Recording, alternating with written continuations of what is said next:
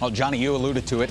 The Canes, they don't make it very often, but when they do, man, do they go deep. It's one thing to be Detroit or Colorado. 4 years in a row, you're a great team. That makes sense. Yeah. Over the course of 17, 18 years, you make it just 4 times. But every time you do, you get to the third round or better conference final.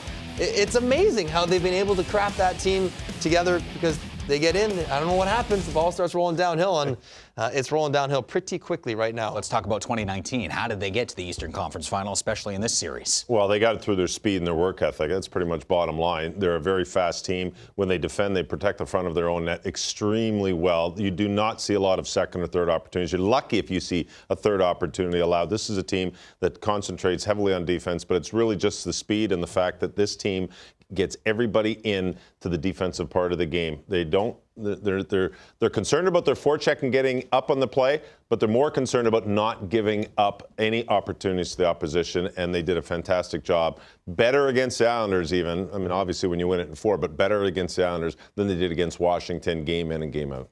Reader, you would appreciate when you watch them in their own end, they have the numbers back. They're very diligent in that regard, but they're also very organized. Very rarely do you see them make a misread or 2 guys go to 1 and leave someone wide open.